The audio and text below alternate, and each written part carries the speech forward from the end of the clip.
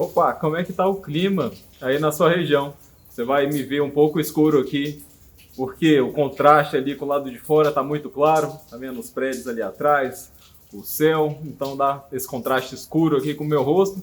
Mas eu quero aproveitar que tá chovendo agora. Eu tava ali mexendo com aqueles vasos ali no fundo, então eles estão todos bagunçados, todos desorganizados agora. Mas começou a chover bastante. Então eu tive que parar, né? Não vou ficar ali embaixo da chuva molhando igual estão aquelas rosas do deserto ali. Aí você pode ver, ó, tem vários pontinhos rosas ali, elas estão floridas, mas os vasos estão todos espalhados por ali. Tem até um, se você tá vendo, tem uma planta ali espichada, é um pé de bucha que a Cris plantou ali. Não deveria estar ali daquela forma, mas, bom, de vez em quando a gente gosta de planta e acaba misturando algumas de vez em quando. Tem até ali um mamoeiro, aquele mamoeiro ali do vizinho, faz sombra nas minhas plantas de vez em quando. Mas o que eu vou fazer? Eu vou esperar um pouco mais a chuva passar. Não sei se você está ouvindo, tem um barulhinho aqui da água caindo, as gotinhas pingando ali no chão. E vou aproveitar esse momento para falar um pouco mais para você sobre essa questão da chuva. O que acontece com as rosas do deserto quando elas ficam assim no tempo. Principalmente com esses períodos. Aqui em Goiânia, por exemplo, já tem umas 2 semanas que chove todos os dias. Às vezes chove a noite inteira, chove de manhã. E as plantas ficam completamente encharcadas ali. Então, a hora que der uma parada, espero que pare, né? Eu vou aproximar e vou mostrar algumas coisas que estão acontecendo com aquelas plantas ali para você. E para te alertar também, o que você pode fazer para melhorar a condição das suas plantas aí, se elas podem realmente ficar na chuva, quais que são as consequências, o que acontece com a adubação, com o substrato, ou seja, tem várias coisas que mudam, mas elas ficam ali na chuva e estão vivas, estão bem. Aqui tem algumas que eu estava trabalhando, então elas estão aqui mais protegidas no mesmo lugar que eu estou. Justamente porque em alguns momentos a gente não pode deixar molhar, porque vai atrapalhar alguns processos. E daqui a pouco eu te explico. Vou parar um pouquinho aqui e vou torcer para parar essa chuva.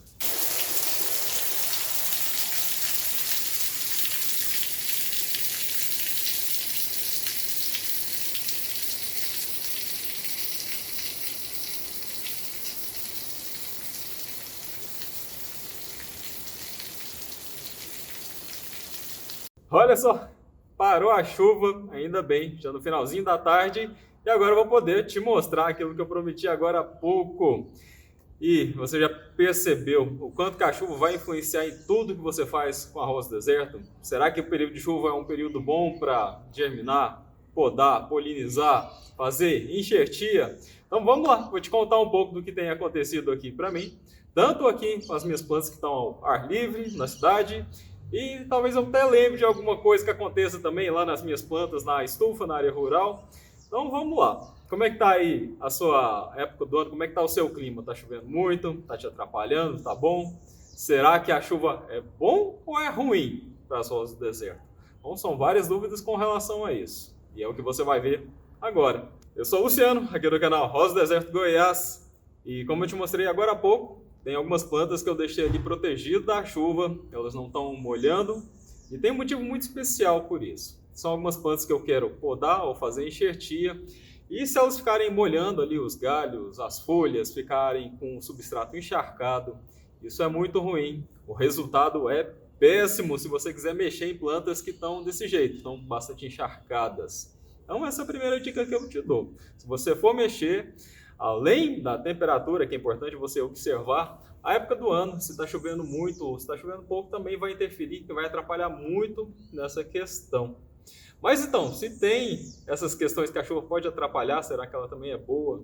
O que acontece? A chuva ela é ótima, a gente precisa dela para toda e qualquer produção agrícola, e produzir planta faz parte desse processo. E no caso da rosa do deserto, elas crescem muito nessa época do ano, se elas estiverem bem cultivadas. Como assim? Se elas estiverem com substrato adequado, se elas estiverem bem adubadas, e se elas estiverem bem protegidas, né, tiver uma cobertura, uma estufa, é muito mais fácil de cuidar. E eu consigo perceber isso tranquilamente, porque eu tenho uma estufa coberta e eu tenho essas plantas aqui para poder justamente comparar e perceber o que está acontecendo. E ainda com relação a essa questão de se a chuva é boa ou se é ruim para a rosa do deserto, eu sei que tem opiniões divergentes aqui na internet e com relação aos produtores, aos colecionadores também. Cada pessoa acaba pensando uma coisa um pouco diferente com relação a esse período.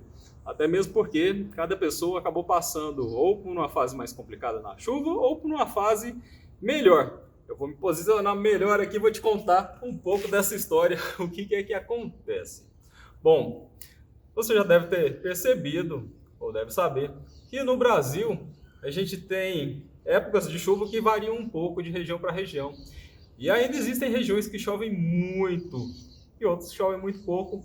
Em algumas é tão fácil cultivar arroz deserto que a gente nem precisaria saber muita coisa. Em algumas regiões você consegue cultivar e produzir arroz deserto a céu aberto, sem nenhuma proteção, sem precisar tomar muito cuidado com a água, porque são ambientes de semiárido, por exemplo, regiões mais ali para parte do Nordeste, onde essa questão da quantidade de água é muito semelhante com o que acontece com arroz deserto na natureza mesmo. É aquela questão que a gente chama que arroz deserto é do deserto, mas na verdade ela é de uma região de semiárido, que é uma região que chove aí algo em torno de menos de 800 milímetros de chuva de água por ano. Só para você ter uma noção de comparação, aqui em Goiânia é basicamente o dobro disso. E ainda é um ambiente ótimo para arroz deserto, que é o ambiente de cerrado, que é semelhante à savana africana, onde também tem arroz deserto. Mas mesmo tendo essa quantidade, que é em torno de 1.600 milímetros de chuva por ano, é possível, dependendo da intensidade de uma determinada chuva, alagar completamente uma região. Aqui em Goiânia, por exemplo, tem um shopping chamado Passeio das Águas. E não sei se o nome está exatamente relacionado com o local onde ele fica, mas nessa época do ano, se cai uma chuva muito forte, uma chuva com mais de 50 milímetros por hora, tem uma avenida na frente que fica completamente alagada. Dá para passar de barco nessa avenida. Só para você ter uma noção da intensidade da quantidade. Além do fato de que chegam a passar aí um mês chovendo quase todos os dias, geralmente entre dezembro e janeiro. E dependendo do ano, isso acontece só em fevereiro, então varia um pouco essa questão da intensidade ao longo do ano. E o que acontece? As rosas do deserto elas ficam realmente completamente encharcadas. Agora há pouco eu estava levantando esses vasos aqui e estava escorrendo água, mas eles ainda estão completamente molhados aqui. E traz para a gente aquela preocupação. Será que vai apodrecer? Quais que são as consequências? O que pode acontecer nesse período? E eu já te falo que tem coisas ruins, coisas que são realmente preocupantes. E tem também algumas coisas que são boas, como por exemplo, elas crescem muito mais nesse período se elas estiverem bem adubadas. Mas essa questão da adubação eu vou comentar mais para o final aqui desse vídeo, porque ele tem alguns detalhes mais interessantes que eu posso me alongar um pouco mais. Vamos começar pela parte simples. Quais que são alguns dos problemas que podem acontecer nessa época do ano? Uma das mais comuns são as manchas nas folhas. As folhas vão ficando ali mais manchadinhas, às vezes algumas folhas realmente apodrecem, elas ficam penduradas ali. Tem até uma plantinha aqui, olha só, ela super ramificada e está com uma porção de folhinha aqui escura. Ela vai perder várias folhas, essa planta aqui. Mas, olha só que interessante, existe um fator de resistência genética. Como assim? Isso não vai acontecer com todas. Uma das coisas que acaba levando a planta a ficar assim, mais manchadinha, e com as folhas caindo, você está vendo que está cheio de pontinho de terra aqui no vaso. A água bate no chão aqui e acaba subindo para cima da planta tudo quanto é tipo de sujeira e terra e micro-organismo que está no chão, que acaba se respingando para a parte de baixo das folhas, colando ali, levando micro-organismos. Só que algumas plantas são muito mais resistentes, mesmo elas estando no mesmo ambiente. Olha só, por exemplo, essa outra aqui, está bem do lado dela, aqui no mesmo ambiente, sofrendo as mesmas consequências, aqui a mesma quantidade de chuva, e ela está verdinha. E não é só essa não, tem várias aqui que estão do mesmo jeito. De vez em quando aparece uma manchinha ou outra, mas coisa pouca, enquanto que algumas as folhas ficam realmente bastante prejudicadas. Bom, como eu comentei agora há pouco, eu deixo algumas plantas no ambiente mais seco, quando eu quero fazer uma poda, fazer uma enxertia. Eu estou observando agora há pouco que eu esqueci uma aqui tomando chuva, eu estou até com peso na consciência agora. Olha só, eu tinha podado ela, passei uma cola para poder impermeabilizar o corte ali, mas esqueci aqui na chuva. Vamos ver o que vai acontecer agora depois disso. Mas acho que não vai acontecer nada não, porque eu tô vendo ela já tá com umas folhinhas verdinhas aqui, já tá soltando uns brotos. Igual eu acabei de te mostrar, algumas são muito resistentes e acaba não acontecendo nada mesmo. Mas um sistema de cultivo, quanto mais controlado, quanto mais produtivo, protegido, melhor para você, se você for produzir um pouco. E no caso dos enxertos, por exemplo, se você tiver acabado de fazer um enxerto, pelo menos aí uns 2, 3 dias antes, e chover ou molhar por cima, o resultado pode ser muito ruim. Nesses casos, geralmente a gente acaba perdendo aí 50% dos enxertos ou mais, se por acaso chover ali por cima, e fica ainda pior se a temperatura abaixar. Como assim? Algumas regiões do país, durante esse momento de chuva, a temperatura continua mais alta, continua ali acima de 23, 25 graus, enquanto que em outras regiões chega a cair bastante ali abaixo de 22, de 20 graus. E se você junta esse período de chuva muito úmido, com muito mais fungos e uma temperatura mais baixa, isso é terrível para uma produção, para quem está querendo fazer enxertia. E tem até uma tendência de você perder 90%, ou perder quase tudo mesmo. E existem duas coisas que você pode fazer nesse período para melhorar a condição aí das suas plantas, a condição do seu cultivo, que são tanto de você ter aí uma bancada, o simples fato de você colocar essas plantas em uma bancada mais alta já reduz bastante a incidência de fungo, a incidência de algumas pragas e até ajuda na drenagem desse substrato. E aí eu tô te falando isso e as minhas plantas estão no chão, não é mesmo? Se você observar em alguns dos meus vídeos aqui, dentro da estufa, dentro da minha área de cultivo mesmo, as plantas estão numa bancada, tem uma bancada ali, principalmente para as mudinhas, que são ali um pouco mais frágeis. Mas aqui eu tenho uma situação muito particular.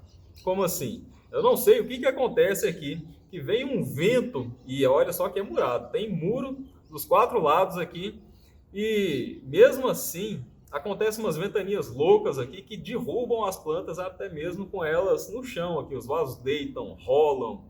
Então imagina o perigo de colocar uma bancada. Eu teria que colocar uma bancada e ainda inventar alguma coisa para os vasos ficarem presos ali por cima. E justamente por conta disso, como eu conheço esse ambiente aqui, eu sei o que está acontecendo, eu decidi que é mais seguro manter essas plantas no chão, mas eu sei exatamente quais são as consequências que isso pode trazer. E um dos exemplos é essa plantinha que eu acabei de mostrar com as folhas todas manchadas aqui, as folhas caindo. Mas uma das coisas que podem ajudar bastante, além da questão da bancada, é você fazer uma aplicação de fungicida, por exemplo. Aqui, como é um ambiente urbano, como é na cidade, eu não faço, eu não quero utilizar defensivo por aqui. Mas existe uma outra opção, que são os produtos de controle biológico, e nesse caso eu utilizo alguns. Isso ajuda de uma forma extrema, ajuda muito mesmo a melhorar a qualidade do cultivo das suas plantas. Uma das coisas que já aconteceu aqui foi aquele apodrecimento das pontas, das pontinhas, e que praticamente não acontece mais. Raramente acontece quando eu fico muito tempo sem aplicar nada, e aí eu já percebo que já está passando muito da hora.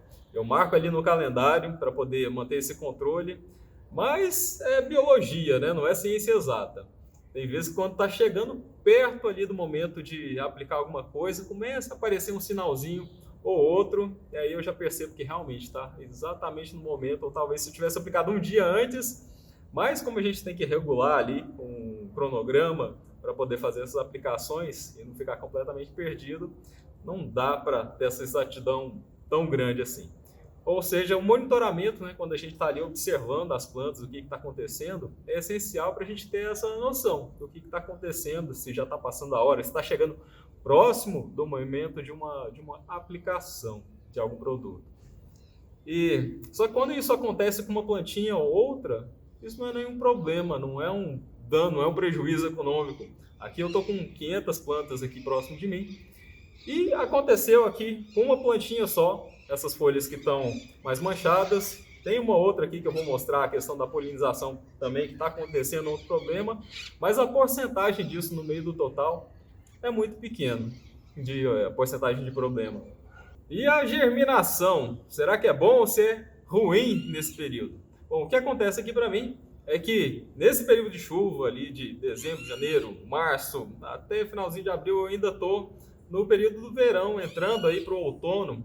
Então, como a temperatura está mais alta, para mim é ótimo fazer germinação nesse período, independente da chuva. Eu só preciso tomar cuidado para, se fizer essa germinação numa bandeja, para não vir uma chuva forte e jogar as sementes para fora dali. Então, realmente ter uma cobertura, ter alguma proteção, ajuda muito nessa questão da germinação. Não pela germinação, mas para não acontecer nenhuma perda, para não cair uma semente para fora ali da bandeja. E nessa época do ano, o que a gente pode realmente ficar mais focado e tomar mais cuidado é realmente essa questão das doenças. Até mesmo as pragas, como por exemplo os ácaros, eles não aparecem por aqui. A chuva acaba lavando e tirando eles completamente de cima das plantas. Olha só, vou até te mostrar esse outro exemplo aqui. Olha só como é que estão as folhas limpinhas, tem um botãozinho ali, prontinho para florescer. Tá aparecendo uma erva daninha aqui, mas eu já vou retirar ela daqui. E olha só, até nesse ambiente de concreto aqui, que não era para ter ervas daninhas, de vez em quando aparece uma ou outra e tem que tomar cuidado para não proliferar e não tomar conta de tudo que tem por aqui. Uma outra coisa que a gente pode prestar atenção e a gente pode aproveitar para fazer são essas polinizações, já que tem flor aqui mesmo nessa época, como essa daqui, ó, as flores estão todas rasgada já, ó, cheio de etiquetinha. Eu já fiz polinização aqui. E essa foi uma pergunta que eu recebi ontem mesmo. Uma pessoa perguntou para mim: Luciano, se eu fizer a polinização e vier uma chuva logo depois, eu perdi o serviço, perdi o trabalho, o que acontece? Você sabe? Bom, o que pode acontecer é, no caso da água ficar parada ali e um fungo acabar atacando a estrutura da flor, e aí você perde a flor por conta de um fungo. Mas a água da chuva ela não vai atrapalhar a sua polinização dessa forma. O que acontece? Assim que você faz a polinização, que o grão de pólen foi parar lá no local certinho, na estrutura feminina, começa o processo de fecundação. O que é esse processo? Um grãozinho de pólen, ele tem uma incrível habilidade de formar um tubo, que é o tubo polínico. Então esse tubo ele começa a crescer ali por dentro da estrutura feminina da flor. E na maioria das plantas, esse tubo ele leva aí de 10, 12 até no máximo 24 horas para chegar até o ovário e realmente acontecer a fecundação. Então na hora que esse tubo cresceu ali, começou a crescer uma pontinha, o pólen fica colado ali, a água não vai conseguir arrancar ele dali mais. É um processo mecânico, um processo celular que é bastante forte. E é relativamente rápido quando a gente pensa aí que uma célula pequenininha, microscópica, vai conseguir percorrer toda aquela distância ali até da flor, da onde a gente coloca ali o grãozinho de pólen, até chegar no ovário e fazer essa fecundação. Então a chuva não vai atrapalhar nesse processo não.